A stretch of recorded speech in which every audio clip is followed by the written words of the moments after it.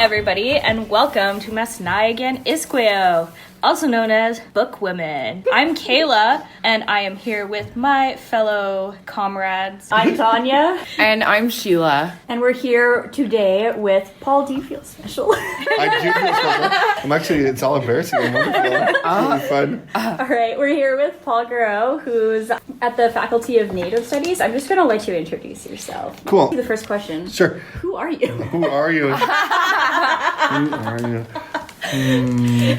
That's my name so, is, existential. I know, exactly. Who are you? What would be your Tinder profile? That's what someone asked me the other day. And I'd be like, bearded, overweight, Métis. You know, it's like, yeah, baby. Would you put something cool? But I feel like you'd also have to put something cool, extra cool. Like you're the whatever descendant of Cuthbert. Oh, yeah, I'm the 18th Grant. descendant of Cuthbert Grant's uncle. You or just something. got to throw that in there. Yeah. Cuthbert Grant's wife's Just so that cousin. people know, like, your lineage. Just in case. Exactly. How Métis you are. Exactly. I can out Métis anybody. On that note, until they see a photo of me, and then they're like, Ugh, doesn't look at all like Cuthbert Grant. He looks charming. My name is Paul Gareau. I'm an assistant professor in Native Studies, Faculty of Native Studies at the University of Alberta. I'm also part of the Métis Studies sector, I guess, of our faculty, which is really exciting and fun. It's like this nascent part of our faculty specialization. Really exciting stuff that we're doing together. And I'm Métis from Batoche area, Bellevue area. So this little French village near Batoche named Bellevue. I know what that is. Yes. Yeah. Because I totally we know got what that is. total Duck Lake Bellevue triad. Yeah, totally. Triad. It's like some sort of some sort of gang. It's a gang, I would say. It's a militia, like, alliance. Yeah. Familial connection. Some gunfights went down. Yeah, exactly. In important times, yeah. Yeah, the original drive-by shootings. How do our Anyways. conversations always end up with violence? But I feel like we also did come into the conversation today with violence and talking about the original drive-by shooting Yeah. with Cuthbert Grant and the Selkirk settlers. That's right, baby. There you go. 1815, 17. Super old school. That's right. Okay, so you're a professor at the Faculty of Native Studies. Yeah. Oh, and I teach a research course that I kind of inherited from Dr. Frank Tuff, which is really fantastic. I kind of slipped into it really well because it's a research course called NS Native Studies 290, and then which is a secondary sources research course, and then his other course 390, which is like a primary data research course. And they're both awesome. I've taught the 390 once and 290 3 times, and I've been totally integrated into the library here by all the libraries. Fun friends. Welcome. Yeah, I know. Really, like it's and I'm like, I don't know how to read a book. You know, it's like I don't even know what a Dewey I Decimal swear is. it's one of those things. We have these big bureaucratic meetings and we're like, we have to have a community member. Yeah. Who do we have? And I'm just like, we need Paul. It's like the Paul signal needs to go right. up. We're just gonna wave. What would that look like? Like be a shadow of a man symbol like across campus, and you're just gonna come running across Hello. the quad. I was waiting for this. This whole time. It's true. And then that's why I just show up to library stuff that's on my agenda. It's like bleep, my phone rings and I'm like, oh, gotta go to the next meeting. Then I show up, I'm like, what's going on here? Oh yeah, and then I catch up to whatever you guys are doing. So because I don't say no at all to the libraries. Oh. Because of this course, right? Yeah. So, and this course is like, the way I see it is that I'm not an expert in library studies, but as a mature student, I really, really benefited from a research course like this. So for me, it's always that I'm that space between students and libraries of like, I know exactly what it feels like not to be able to read a book or to organize yourself. So it's like, do it piecemeal, do it together. Yeah. Well, and I TA'd that course when I was in my Native Studies degree because Dr. Tuff was also my supervisor for my honors paper. But I TA'd that class, and that is a hell of a class. Yeah. That is a class that even to this day, I warn students, it is intense, but it is probably going to be one of the most useful classes that you've ever taken your degree. And students come to me and they're like, that was the best class I've taken my whole degree. And I can't believe it because I'm like, really? It's a research course. You don't even get into the content of Native studies topics or anything, right? So, yeah, I'm really impressed by it. And I'm not as rigorous as Frank is, because he had a huge workload, right? And I'm paring things down a lot.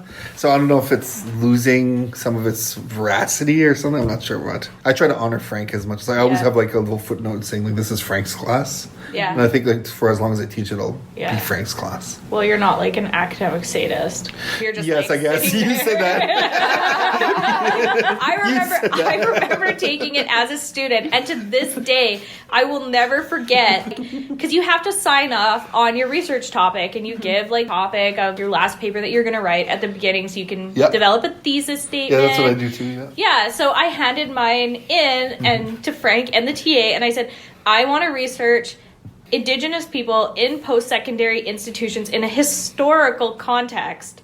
Kind of set a date of pre-1970s. And Frank was like, yep, signed off. And That sounds like a PhD, like a dissertation. Yeah, that sounds like a lot of primary data. Also, Yeah. I was walking down the hallway and I was just happening to talk to another professor in Native Studies. Yeah. And they were like, oh, well, what's your topic? So I told them, and they're like, you know that's not really a thing. And I was like, what? I went to Frank, this isn't a thing? And he's like, well, I'll see what you can find. He's like, I have faith. I was like, oh boy.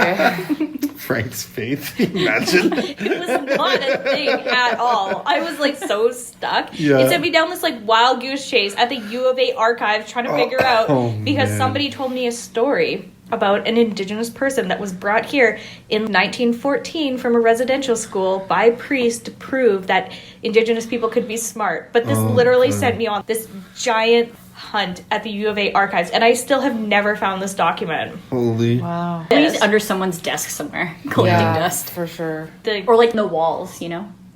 being used by mice. Like, Who knows? Who knows? So that's what Frank did. Well, students are really dedicated to Frank because of that.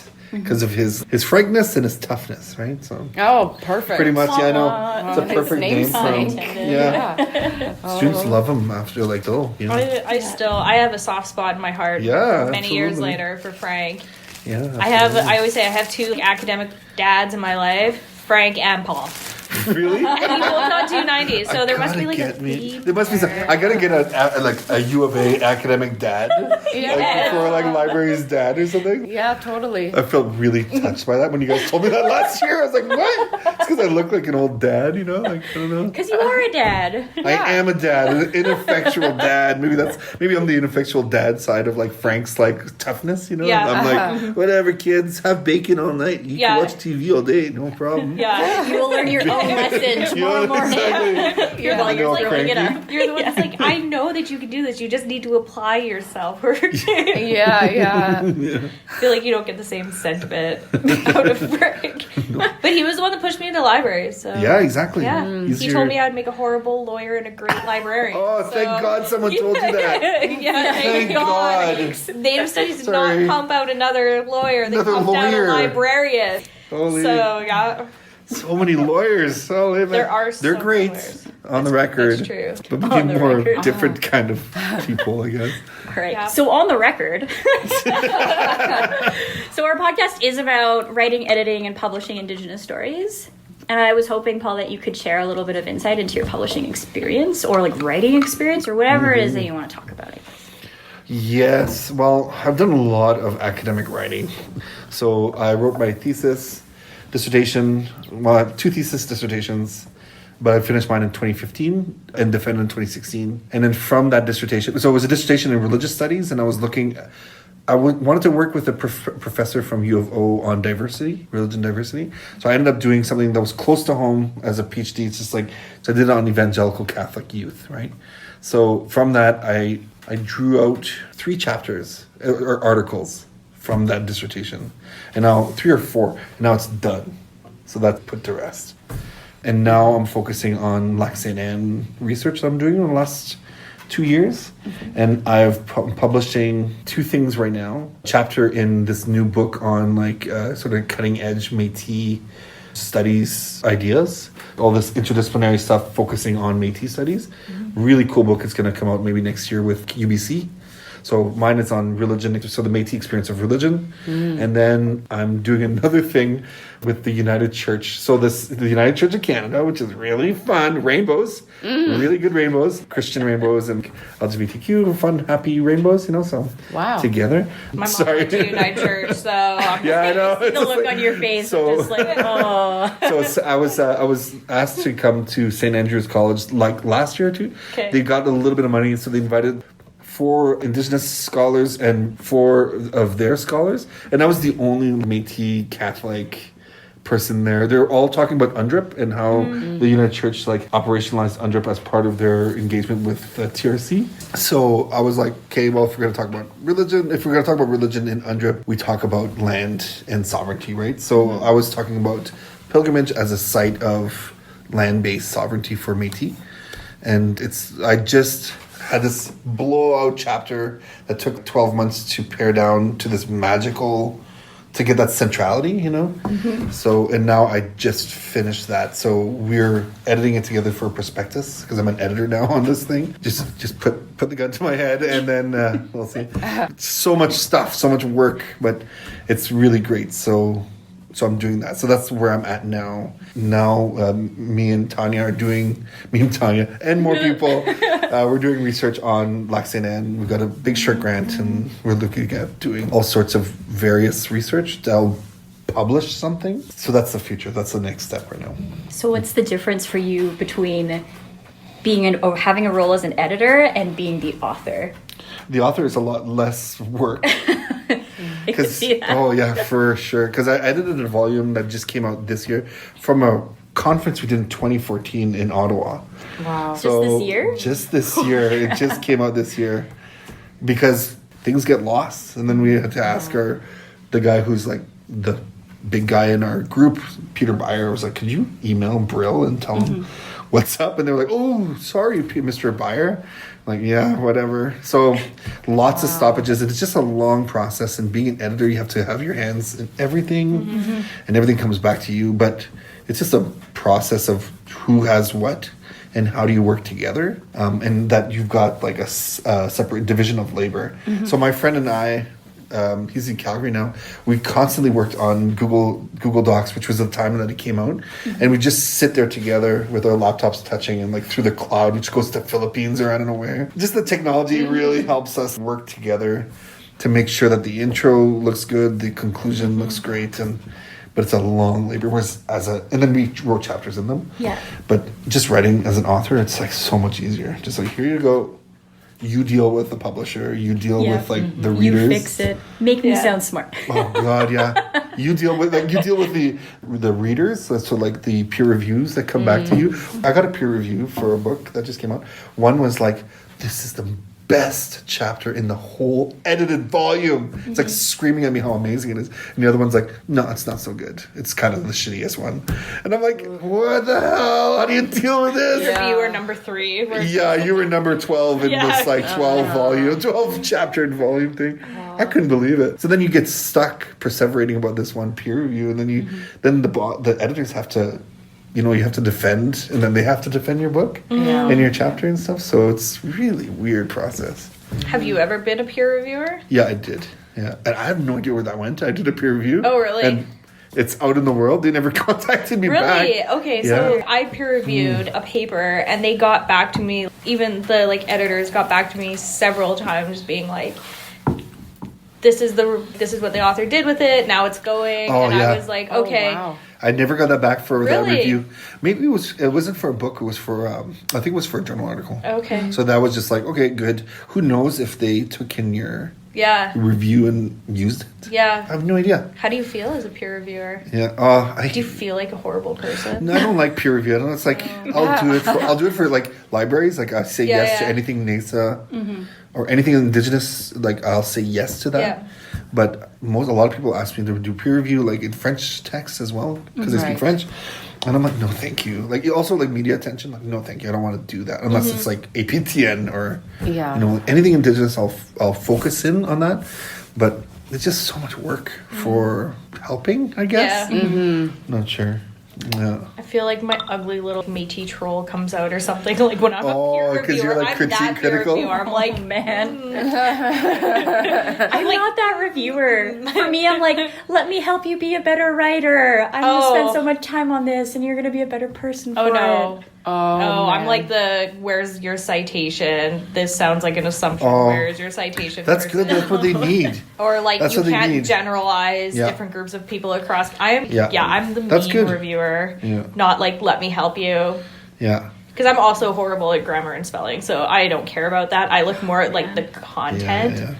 So, But then, so in the world, let's say for the world of Métis studies, when you go put like a chapter out, you have to do this huge disclaimer about like who are the assholes who you don't want them to review your stuff. oh really? Because our field is our topic, our subject is so divided. Yes. You know, it was like controlled by old white men, and now it's trying to be lifted up by Métis scholars and students, right? So there's this divide, but there's still a lot of power and control over that old guard, and plus all the Eastern Métis stuff. Oh, man. That we don't even poke with like Well, a Canada-wide. Well, I don't. Daryl LaRue, like I don't with a yeah. Canada-wide poll. Like, Yeah, exactly. like- That's a huge pull. Good thing you're over there. Yeah, good thing. Yeah, they all think we're like stand there. Louis Riel's like descendants, so who cares, you know? I actually am. Just saying. Oh, don't say that. God, now we're back to this whole like But like, Cuthbert so Grant you're thing. like, oh, I believe Riel's descendant. But I once had somebody that was like, I am the whatever grandchild of Louis Riel and he was just like, yep, I am the so many grandchild of Louis Riel. Really? None of Louis Riel's kids lived. There cannot be an actual somewhat grandchild. We're of related by Louis Riel. cousins. yeah, that's it. Yeah, That's you what you can have do to that, and but that's you great. can't actually write down the line. It's on And the I was tree. just like, It counts. Yeah. I was just Counted like, it, man. it was so bad though. Like actually sitting at this table with somebody and being like, well, you actually can't be because they died. Yeah. And they're like, well, They died. They're like, well, that's the story my family tells. I'm like, well, Wow. your family is wrong.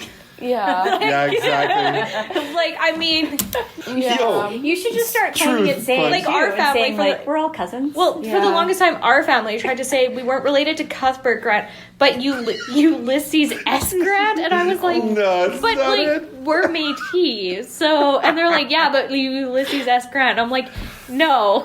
Wasn't he some sort of slave trader, that guy? Well, yes. Like, You're better off with Cuthbert but I was Grant. also like, if anything, he probably did not have these weird Manitoba Métis like Not offspring. at all. Like, Yeah, he's got a mausoleum in New York, you know, like yeah, but then they're like, it's well, your pretty crazy. auntie so and so like did this research, and I'm like, well, obviously it's wrong. Auntie so-and-so's like off. here is actually some solid genealogical research that proves that it's not Ulysses S. Grant and it's Yeah. Cuthbert Grant. Yeah. BT It's so dubs. yeah. It's so silly when people do that, you know, because then as soon as you say if you are legitimate or whatever, or do have these, like you feel like you can't like actually talk about these kind of things, and like yeah, it just like adds a whole dimension to the stereotype of, oh, Métis are liars, you know. Yeah. It's like, well, no, but some of us are, you know, like, yeah, it's, I don't know. Trump, he's a liar. He is. That's There you true. go. At least you guys are lucky too, because one thing that I always have to remind people, because like I present and I am very open about my Indigenous heritage and who I am as a person, but they see my name and it's like Kayla Larson, Yeah. and they're like, who is this white chick? And then I always have to remind people, yes, I might look like I'm in my prime. 19-year-old. Yeah. But I have been married for several years, so that's where the Larson comes from. And then I even thought about dropping it and going back to my Yeah. maiden name just because so many people are confused. What's your maiden name? It's House Verbicki Oh, because my dad's Ukrainian, my mom's Métis. sweet. What's your mom's name? House. She's a house. Howse, not the Houses. Oh, got it. She's a house, not a house. Yeah. Well, that's a good one to remember. Okay. Yeah. But people get very confused Yeah. by Well, it. this, yeah. They're like, Larson, that's a weird Métis last name. And I'm like, that's You because should it's flash a not picture of your mine. handsome husband and be like, yeah, is Yeah. it weird? You'll kick your Yeah. ass. Look at him. Look at him. Yeah, he feels quiet. He probably wouldn't fancy. even. He just mumble things to them. He probably just turned beet red. He would. He'd probably be like, "She can hold her own. Don't worry." Oh, no. Okay, let's loop back, man. What were we talking So publishing about? is the best thing ever. Well, you mentioned, Paul, like about peer review stuff, and Yep. I kind of want to talk about that a little bit because you said that Métis Studies is such a small little community, and I'm thinking about the library community and the journal that I peer review for. Yeah. So within all of library studies, I would say that it's pretty easy to pinpoint who I am, which is why I try to be nice in my journal reviews because they know who you are, right? I Yeah. did Did you ever come across that? Yeah, I did Yes, review for definitely. a library journal, so it was for something else. But my name just got passed down through Really? it. Yeah, Oh, because it was weird. just talking about traditional knowledge, so it wasn't a library journal. It was Yeah. something else. But even through like just a general peer review, so like if anyone doing on the topic, you can tell. This is why it's just like we're like sitting there thinking, who would write this amazing one? Who would write this really weird one? And then like me and Adam are like, well, yeah, let's figure this out, whatever, you know, like so it's kind of like do some because detective work. exactly not even. It's just like family work. It's like okay, who in the village is the real prick, you know, like.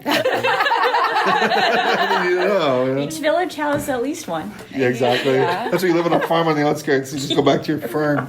Just leave it alone. Exactly. I'm Yeah, going that's back to you. my farm. The other day when I was like, I was at the library thing. I was like, "Where's Kayla? Oh, she must be ski-doing or something." You know what? I'm dreaming about that. Snow angel. Someone made it about the Indigenous Matters, like the committee that we're on, not the Indigenous Matters, the library working group. Yeah. Not the Canada library group, but the U of A one. Someone was like, "Oh yeah, we were just talking." I'm like, "That's because I wasn't there to give my 5 cents every 5 minutes." Oh, that And was me. We were talking about that. Oh, really? Just because I wasn't there yesterday. Yeah, Nothing got done baby. because I wasn't there. No. We were all kind of staring at this thing. You were all staring at a piece of paper, Yeah. Yeah. Well, no, a screen. Which Oh. was a piece of paper. which, yeah, Exactly. gross. So we're gonna have a World Cafe next time. So. A what? A World Cafe, probably about like different topics. Don't quote me on that. It's on record. Well, Oh, what is it? Dave. We have Off the I record. don't understand what It's not part of the cafe is, podcast. though. Like, Huh? are we just going to sit around and bring up, like, a random thing? Oh, don't worry about it. This is not even.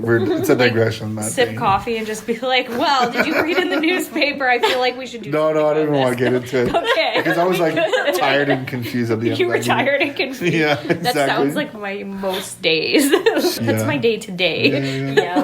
Tired and confused. Okay, yeah, peer review. Peer review is weird. Yeah. But I don't know. If it's such a small community, how can you call it a blind review? Yeah, that's Do you know what I true. mean? But that's with every disciplinary community. Yeah, So yeah. like in history, and I've heard stories of like, you can't. Everyone just knows each other, and it goes around, and so part of it is good because then you can have people like the way Kayla you were saying, responding to the different mistakes that has been overlooked by editors. So it's another eye on it. So that, and then another eye on the critique of the content, which an editor can't often get. Yeah. So for me, what saved me in writing was having a really good editor. So I have an editor friend who's like a dad, and he's got lots. He has some free time now. He's more.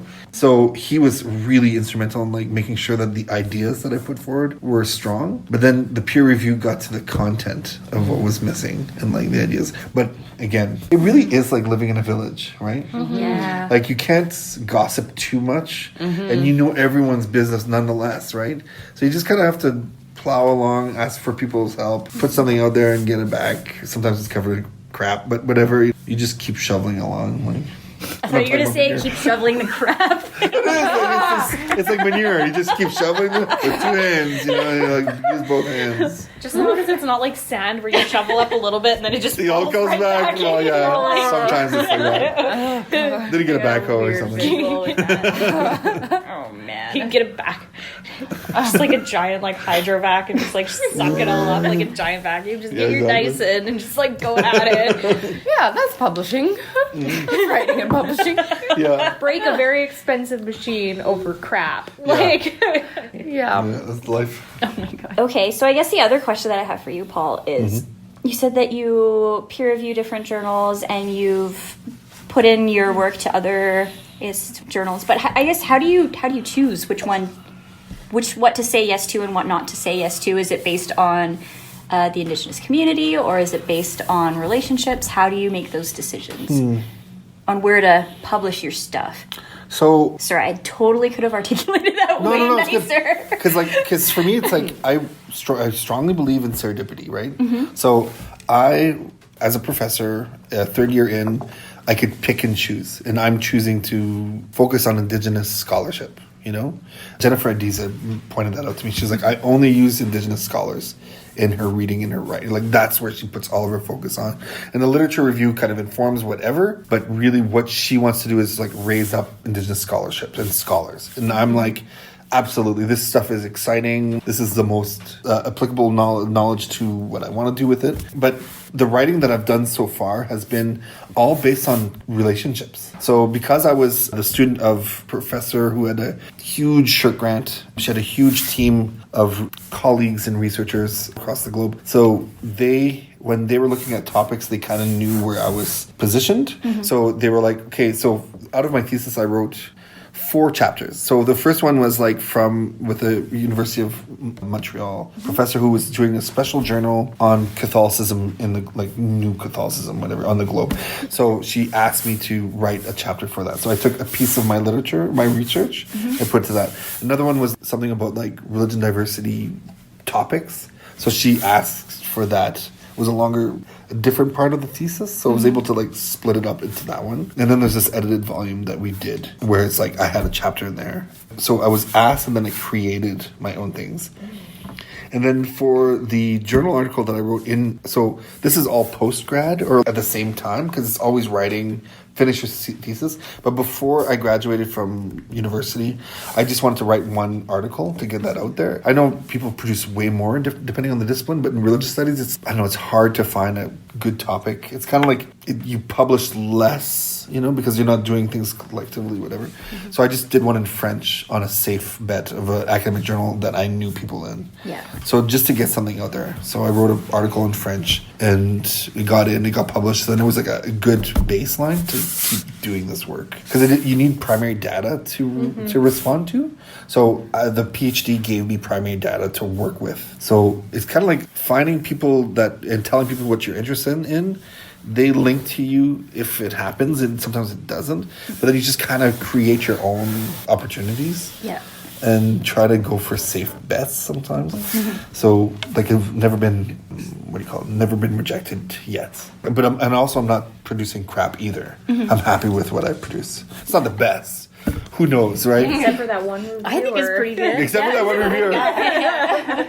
That review was really weird because it was all like, oh, I don't even want to talk about it. It was just so, because who knows where this will go and I'll end up there. But it was just like a funny review. Like, okay, so you create your own things, but this review, I guess I'm stuck on this review because it was almost like a personal attack, So this is what it's a kind of, but they know the system, and people become a little bit defensive about their students or whatever. Yeah. So peer review can cut that way as well, which is unfortunate, right? But I guess you have to take it. So what I did was I took it in, and me and one of my colleagues here, we talk about it, and we're going to talk about it again. But I essentially I took what was good from that review, and I defended my position. They were trying to tell me, this has already been done, but in a way, so why don't you get more primary data and talk about it? Whereas I wanted to just settle and do a theoretical discussion so that we could talk about Métis studies. So Métis people looking at religion can use this framework to start doing their own work, So it's like setting up a theoretical premise for people to use. So I'm not going to put in primary data into that. It's a theoretical discussion of religious studies and Métis studies. So it sounds like most of your publishing has been very academic focused. Very but academic. would you ever take that very academic content and then publish it in a way that's not part of the traditional publishing? Like, would you ever do a blog or turn it into a podcast or something else? So for me, I've been this is very good. She's giving us the looks, the stink eye. Questioning. So this is all the sausage is made? Oh, no. It might look like I'm giving everyone the stink eye, but I just took my glasses off. So you're just like I can't see right now. That's good. I'm not giving the stink eye. I'm literally just like trying to see. Yeah. Just trying to see. I've only done those opportunities, or like it's kind of like raised that way. How do you say trained this way? And because it's so involved, it takes like 5 years to edit a book or whatever. Mm-hmm. It's so involved that, and because I'm fresh out of my degree, I've had no time to do anything else. I'm hoping that this research that I got will spin out into more collaborative, more arts-based research that is meaningful to me and to the people around me. Mm-hmm. So that I don't continue doing that student exercise, academic writing. Mm-hmm. So I used to do creative writing. I loved it. I thought it was a fun writer, but it just became this training. It just swept into the graduate program of writing. And for me, like writing is a challenge, a constant challenge of being able to organize my thoughts and bring in proper evidence and proper analysis. Even now, like after how many freaking years I've been writing for, how many millions of words have I written so far? I have no idea. But every time it's still like a challenge. Even teaching this course is challenging myself to figure out what is the best thing for the students and best thing for me, you know? Yeah.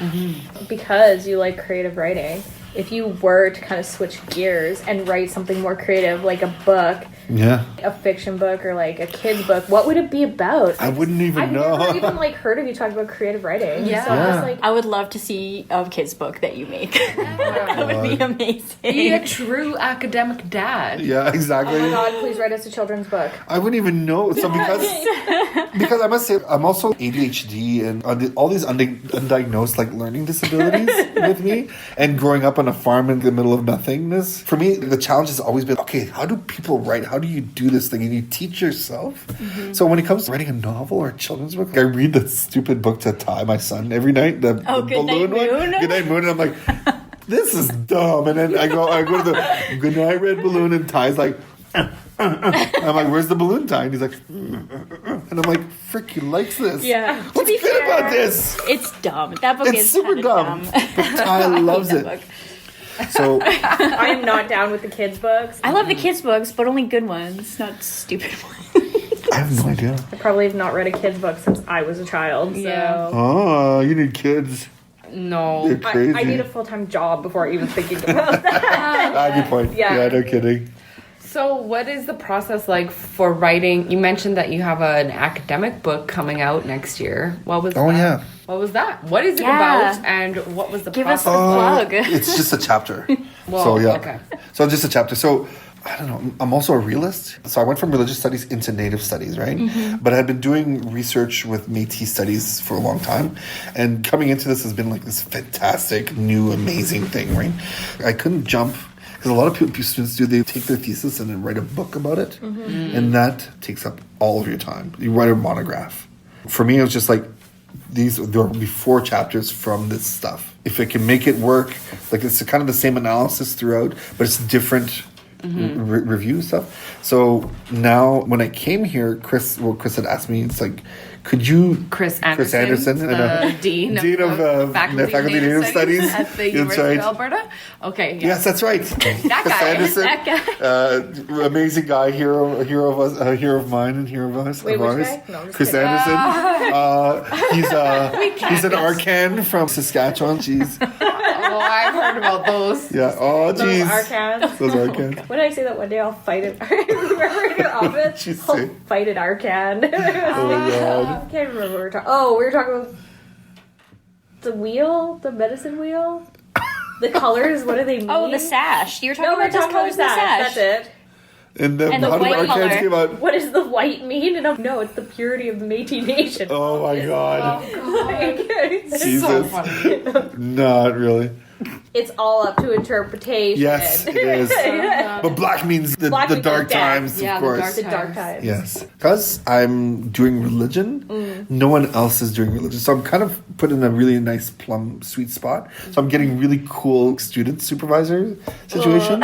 So Janine LeBlanc and Tanya Paul, really cool students, which I can brag about. Be like, one's doing like Mi'kmaq, like Catholic women's devotions. The other one's doing like really cool, like devil stories. She's and the family. satanic one. Yeah, I love it. It's just like, because religion is this like new, religion and native studies is this really great new intersection that's not about culture, it's about, epistemology, right? Yeah. So I don't think I ever heard anything about it until like you came in. Yeah. It was barely talked about when I got my degree here. Yeah, because everyone's talking about culture. They're all talking about the medicine wheel and medicines and which is fine, which is really good, but we don't talk about the thought and the relationality of it, So native studies is anchoring us in this really great concept of relationality, which is so much better to then start talking about all these different topics, right? So it's been a really great liberating thing for me to be here. Chris asked me, could you talk about your work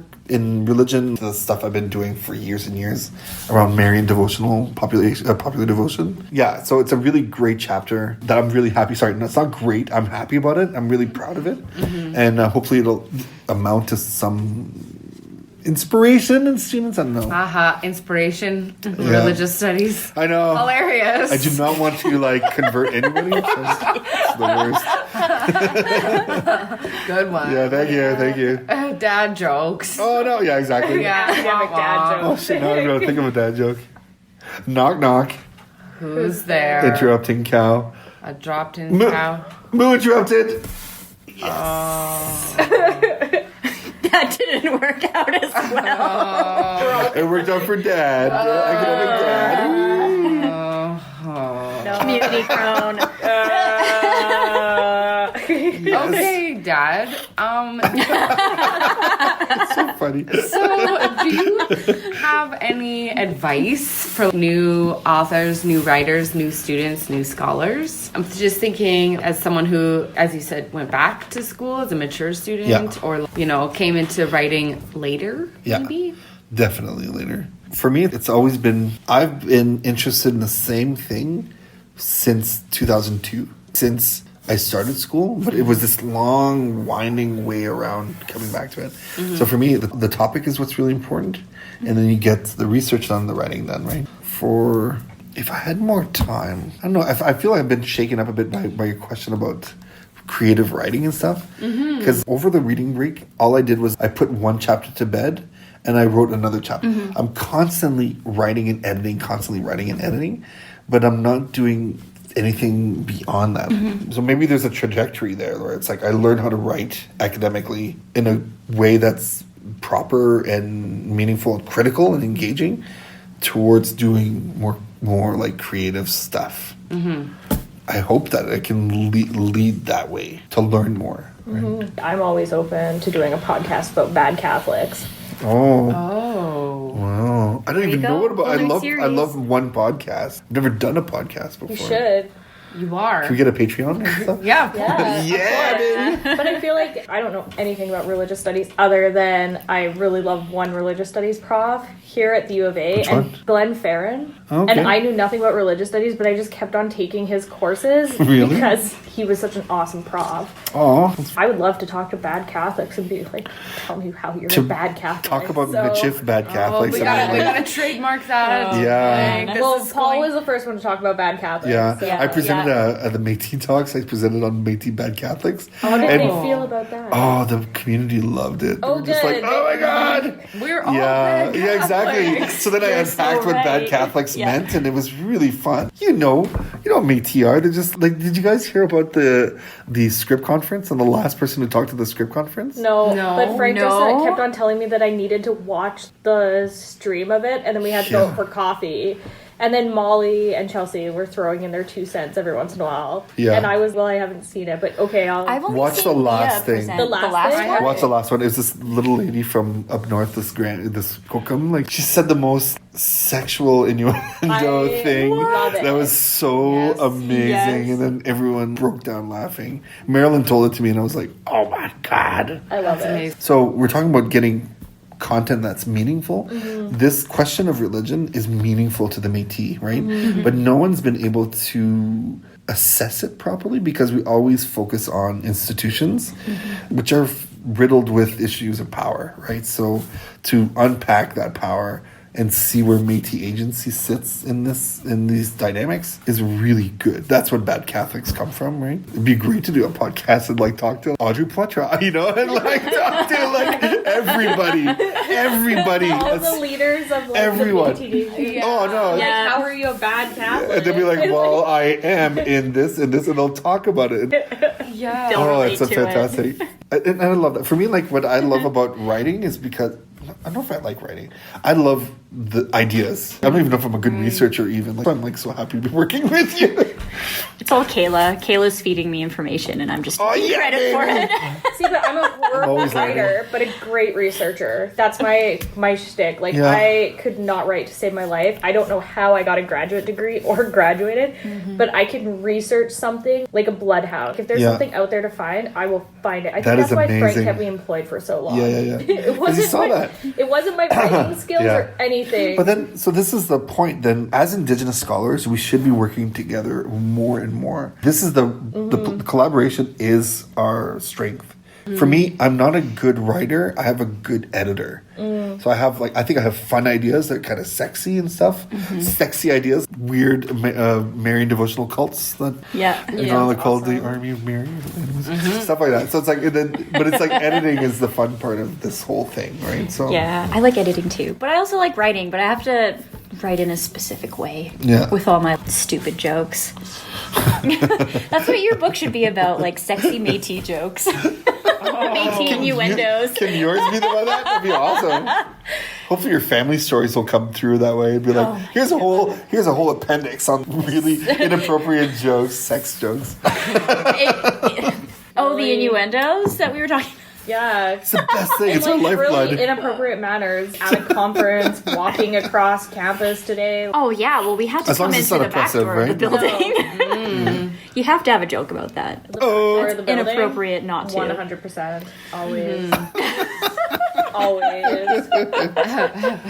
But writing is about using different social capital that you have, right? So this is my whole process. For me, writing has never been, this is what I guess the theme I'm pointing to, is that it's never been a lone wolf thing, ever. Right. Because I'm too relational for that. PhD killed me for loneliness, right? So for me, all of this writing is based on my social capital, what I've done. Like, so not that I'm doing on purpose for being like, so I'm positioning myself with this really important author, get on board.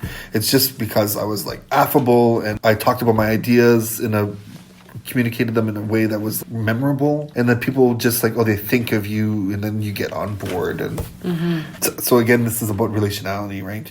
It's just about like things will come back to you because you put things into it. So are there any, because I know your research is very specific, and because you are working with religion, is there anything that you wouldn't ever talk about in like your academic papers? Do you give a little bit of leeway to the notion that maybe not everything's supposed to be found and not all stories are supposed to be shared? Yeah. Is there ever something that you probably wouldn't write about? It would all depend on the circumstance, especially when we're talking about Indigenous research, which have to do with families and relationships. Some things don't need to come out, so you just write around them. It's fine, you know? I feel like sometimes we have this liberal drive to, the truth is out there, so we have to slay it with laser dagger or something like that. Oh yeah. I just mashed in so many franchises into this analogy. Yeah, baby. Yeah. But sometimes the story comes to you and it just comes to you, you know? Yeah. And also, I'm not going to badger anyone for stories either. That's the relational way, right? Yeah. And it just feels right to me. Like, I hated this idea of get to the bottom of it. And I was like, well, okay. Can we go together then? Because the bottom is pretty lonely, you know? I'm like having this vision of the bottom of academia right now. And it's literally, like Sludge City. Sludgy black pit with everybody looking down on you, laughing. Yeah, exactly. Or judging. Oh, yeah. Like side eye where they're like, this idiot. Yeah. So how do you do critique that's relational and engaging and constructive, right? Our faculties, I love that faculty because we're constantly thinking about that. Do we smash people with our critiques and our questions? Like, that's stupid. Why would you do that? You whisper on the side and you give them food and then you get an auntie to like, and then sometimes you have to lay down the law, you know? Like, Those mean aunties coming up. Today. yeah. I feel guilt. Yeah, I feel guilt. In this food. Have some guilty panic. Truth panic. This energy's off. It's baked with intentions. Yeah, benefit. Oh, God. But I much prefer that, you know, being in a toxic environment of objectivist people's whatever's. I'm excited about writing right now. I'm excited about the future more than ever, which is really strange. I've been in school since 2002. How many years is that? Lots and lots of years, right? For the research that we're doing together, where is this going to head? Digital storytelling, like this new idea. And what I'm most excited about is the collaborative aspect, because all of us are Métis, most of us in the circle. We all know what it means to give in order to get, you know? Usually it's about getting rather. Yeah. Which is so awful, right? I'm excited to see what prospects come from student engagement. You know, even just own this research. This is your research as much as mine.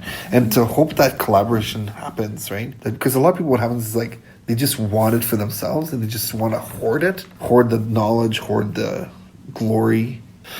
You know, that makes me feel so disgusting and disgusted. You got the icky feeling? Yeah. Yeah. Because it's like that's the norm in academia, right? Of like, that's my idea. And sometimes you can't help it, feel like that, but push that away. Just do it, right? Do you have any advice for publishers that might be listening to this when working with Indigenous academics for producing their content?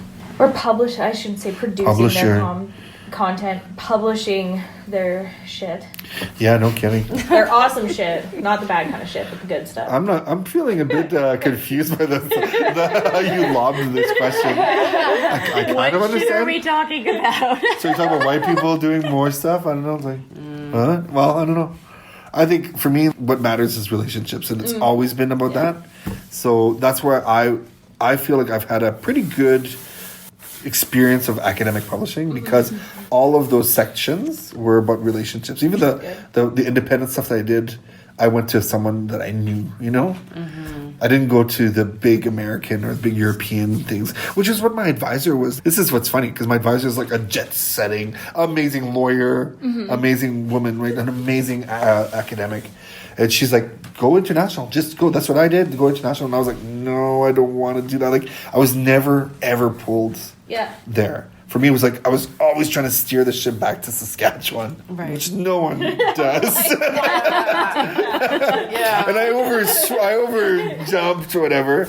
But it's Treaty 6. It's all the same. It's all amazing. Just skipped on over one. Yeah, I did. But I'm pretty happy here. You know, it's like North Saskatchewan going upstream. Upstream. Yeah, I know. So it's like, yeah, I said it's upstream. But it's not so hard, you know. It's like your canoe upstream and you hit Edmonton. My York boat, you mean? Yeah. Yeah, I guess so. Yeah, there you go. PA. I know all about York boating. You bet. Yeah, I tried to take on a Métis academic comparing York boating to the buffalo hunt. Oh, really? It half worked. It half worked because I did a lot of like archival research. What were they? What was their thesis? What was their thesis about that? Well, I took on Chris's book, The Métis, and tried to prove that York boating was just as important as buffalo hunting. Oh, from which angle? Like because of the like, economic organization, like social organization? Yeah, like a social organization. Okay, that makes sense because they're brigades, right? Yeah, and they're all based on family kinship. Yeah, But I actually had to prove that. So always do your research. And especially if it's going up against big academic individuals, do 150%. Chris isn't a historian though, so. No. Yeah. He really liked it, so I was all That's good. Yeah. He didn't bring down the Métis hammer, so that was good. Whatever that was like. Is that like Thor's hammer? Yeah, but different. But it's made of wood. It's made of spruce wood or something. Cased like the whipping stick. It's like a whipping stick. Yeah, it's a whip, obviously. Oh my God. Bring down the whip. I just remember branches being cut off. Trouble. You did this to yourself. Go pick out your own spruce thing or like whatever your own academic willow stick. Your willow whip. Willow's the worst. Willow's the worst. You did this to yourself. No, he was really nice about it. He liked it too. But it's one of those things that you definitely have to be accountable for the stuff that you produce. That's 100%. Like, if you're working with an Indigenous community or you are an Indigenous person that's publishing, like, you have to be accountable for the crap, the good and the bad crap that you put out. Especially so for non-Indigenous people doing Indigenous work, it's like be accountable to peoplehood of who you're talking about, and it should be with, right? There's so much material being produced that way. But for for publishers, going back to your question about publishers, what would you guys think is should publishers do to indigenize? They need to go on a sweat. All of them. Sweat Lodge, go. That'd be so good. Led by... I don't know. Some Ambrose. Ambrose is good. Ambrose is good. It's gonna be some No, just someone who got a certificate in shamanism. Oh, like that one story. Oh, with the bad Sweat Lodge. No, okay, so reeling it back in like a big old Northern Pike. Sweet. To answer your question, I think publishers, because I know a lot of times there's this pressure to really cave into what publishers want, changing names, changing content to make it more viable for the masses in some cases, or making it more friendly. And I know a lot of Indigenous people have said I had to change the title because they didn't like the title. Oh, really? Or I had to we hear about excluding content in books because it's not user friendly or reader friendly.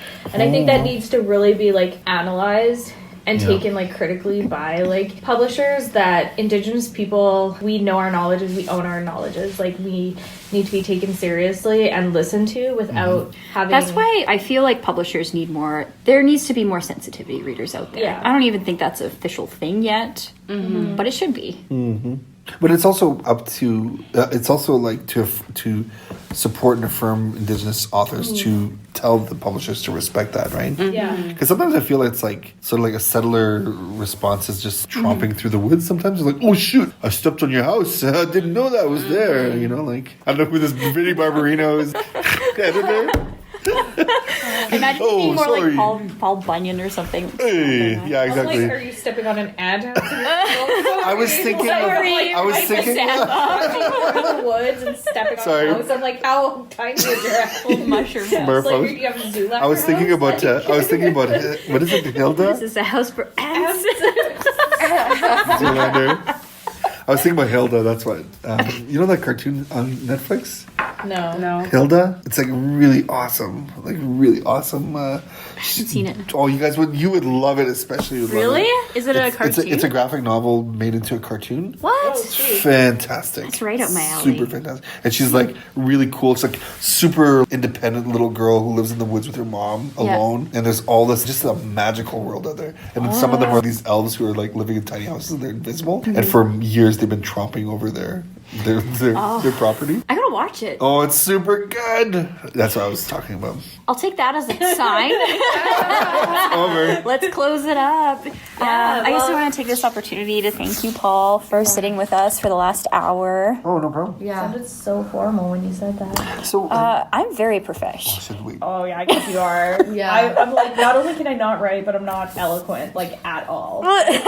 Farmer from Central Alberta. That's why you got me. Farmer, That's why you got. It's perfect, Wade and Schuster. We all bring a little bit of sass and spice to this podcast, so or else they wouldn't have picked us to run it. I don't know if they did. I think Tanya roped us into doing this. So we were not handpicked to do this. I handpicked you. You did, yeah. Pick. The best ones. Thank you.